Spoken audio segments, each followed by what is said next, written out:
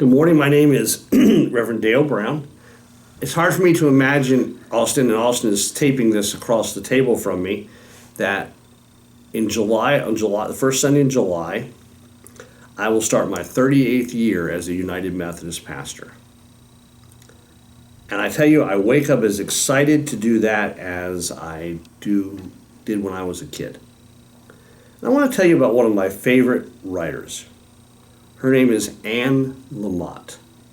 And Anne has written multiple books, and I really have devoured and enjoyed every one of them. And I would encourage you to read her material. I think she helps us to look at life through a different lens, through a different perspective. She writes this in one of her books: grace always bats last. I've been watching the Orioles this spring, and sometimes they get behind by many runs in the last couple of innings. And my temptation is to turn off the TV, to go to bed, to read a book, to think, oh, they're done. The game is over. Nothing's going to happen. But grace always bats last.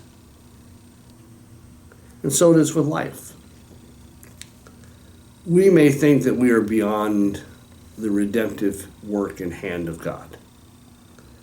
We may think we've messed up so bad that God could never love us. We may think that things have happened, that we've done things, said things, that the damage is already done. And with relationships, that's hard.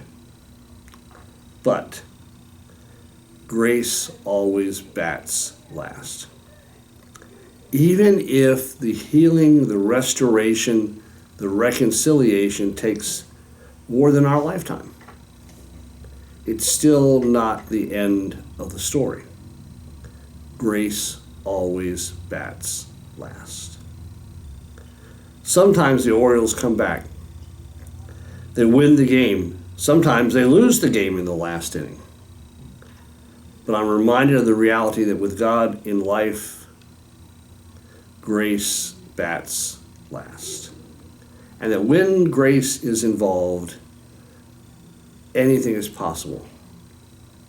Healing, reconciliation, love beyond measure, all things are possible through Christ, because grace always bats last. And that's how God views us as his children. The fact that we are people tremendously in need of grace, and God is willing to give it. May you in your life experience the fact that grace always bats last. And please root for the Orioles too.